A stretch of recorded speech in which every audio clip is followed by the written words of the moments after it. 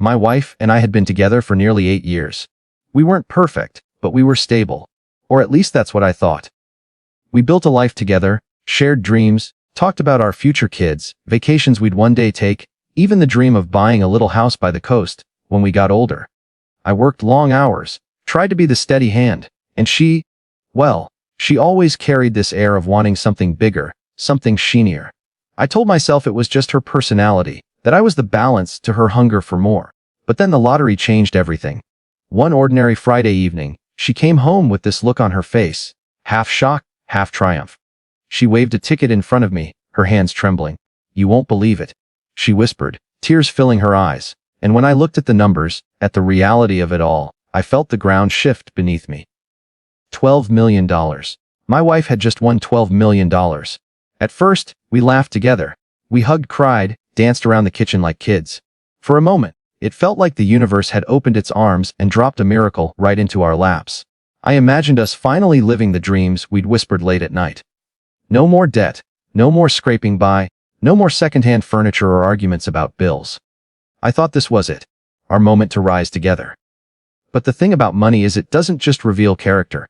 It amplifies it, and in the weeks that followed, I saw a side of my wife I had only caught glimpses of before, but now it stood in full light. Suddenly, she was too busy for me, too important for the small rituals that had been the foundation of our marriage. She started meeting with financial advisors, lawyers, and new friends, who seemed to appear out of nowhere. She dressed differently, carried herself differently, as though she had already stepped into another world, a world where I didn't quite fit. I brushed it off at first, telling myself she was just overwhelmed, that this much money would take time to process. But then the late nights started. The hushed phone calls I wasn't allowed to overhear. The dinners where she left me sitting alone at the table while she scrolled endlessly through online catalogs of luxury cars and designer bags. I could feel her slipping away, inch by inch, but I didn't want to admit it. Then one night, she dropped the bombshell. We were sitting in the living room, the glow of the television flickering in the background, when she turned to me with this coldness in her eyes I'd never seen before. "I think we need space," she said flatly. "This money, it's mine. I want it. I need to figure out what I want for my life." I stared at her, stunned. "What we want," I corrected gently, my voice breaking. But she shook her head. "No, what I want." And just like that, the walls I had built around my heart crumbled. She wasn't just pulling away, she was cutting me out. Days later, I came home from work to find my bags packed. She didn't even look at me when she said it. "I've spoken to my family. This is my money, and I don't owe you anything. The prenup protects me. You need to leave." Her words sliced through me. I thought about the nights I worked double shifts so we could keep the lights on, the sacrifices I made, the dreams I put on hold for us. And now, after all of it, I was being thrown out like I was nothing more than a placeholder in her story. But here's the thing. Her family's prenup wasn't the shield she thought it was. I knew something she didn't know, something her arrogance had blinded her to. What my wife didn't realize was that I had been paying attention all these years. See, her family was wealthy. Old money, the kind that passed down rules and contracts like heirlooms. When we got married, her parents insisted on a prenup. At the time, I didn't argue. I loved her, and I wasn't marrying her for money, so I signed without hesitation. But unlike her, I actually read it carefully, line by line, and I remembered every word. The prenup was designed to protect their assets, their inheritance, their family's fortune. It stated that if we ever divorced, I wouldn't be entitled to any of the wealth that came from them, their businesses, properties, or future inheritances. Fair enough. I understood that. But what her family's lawyer didn't account for was money that came into the marriage during the marriage. Winnings, earnings, and shared investments. Those were community property. And the lottery, no matter whose ticket it was, fell under that category. So while she thought she had locked me out with her family's iron-clad prenup, the truth was the prenup protected their money, not hers. Not the lottery ticket she bought while we were married, using money from our shared account. But I didn't tell her that right away. I let her bask in her arrogance, let her believe she had all the power. She strutted around like a queen, spending freely, flaunting her new lifestyle, while I quietly packed my things and moved into a small rental apartment.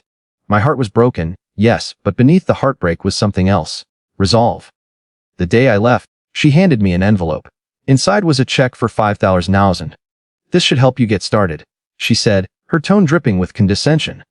I wanted to tear it up right there, but instead I just nodded, took the envelope, and walked away. In her mind, she was being generous. In my mind, she was underestimating me. That night, I sat in my tiny new apartment, surrounded by boxes and silence, and I thought about everything we had shared, the laughter, the struggles, the late-night talks. It was all gone now, replaced by greed. But I wasn't going to let her rewrite the story. She wanted me to be the ex-husband who faded into the background, the forgotten chapter in her shiny new life. But I wasn't going to disappear so easily. I contacted a lawyer, one of the best in town.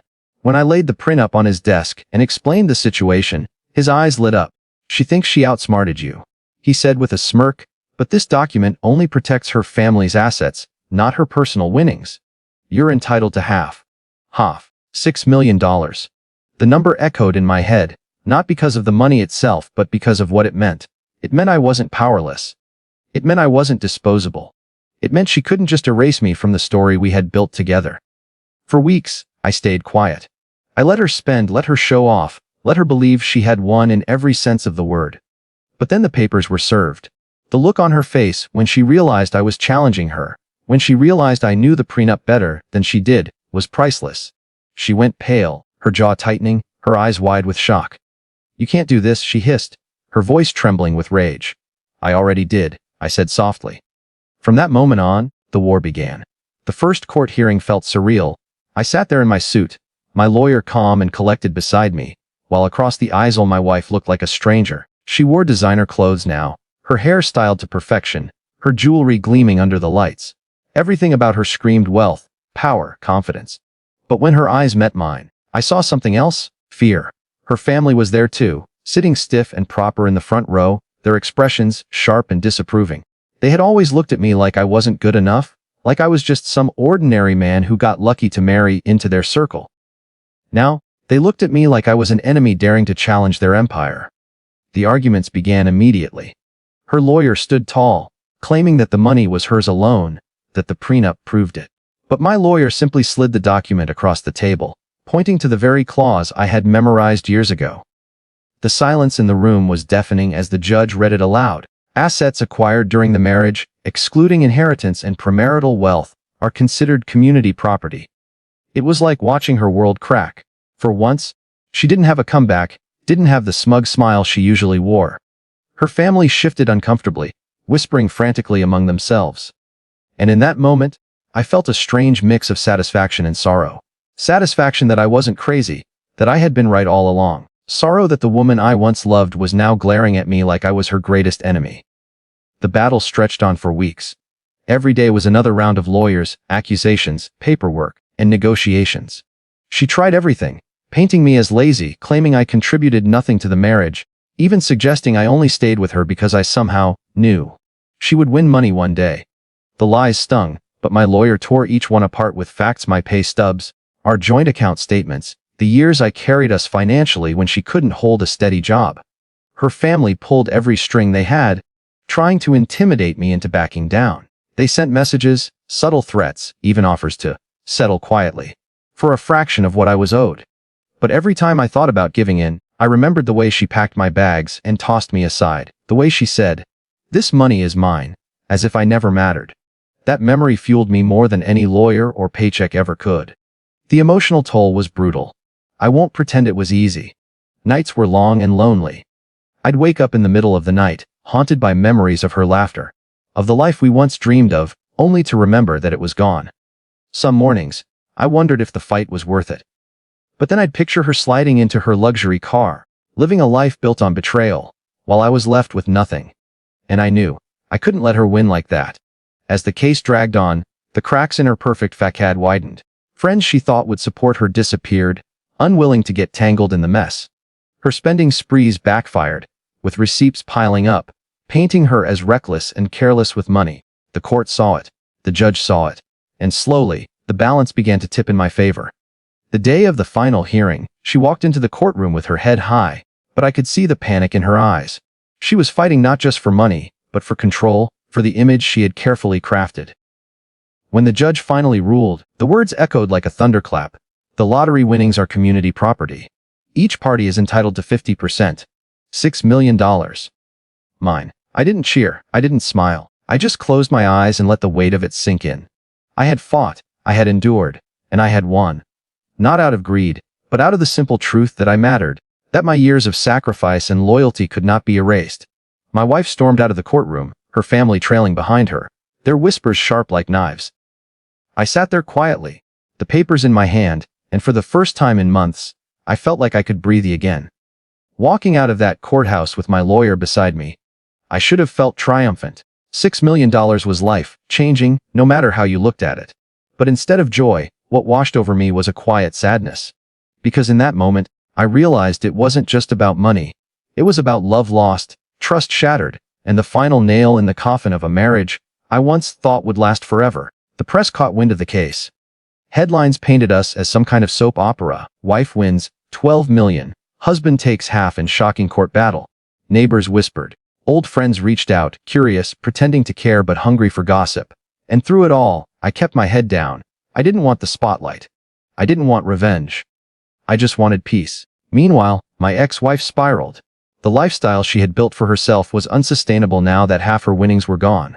The designer clothes, the lavish trips, the entourage of friends who had only appeared when the money did, they all started to vanish. Her so-called friends stopped calling.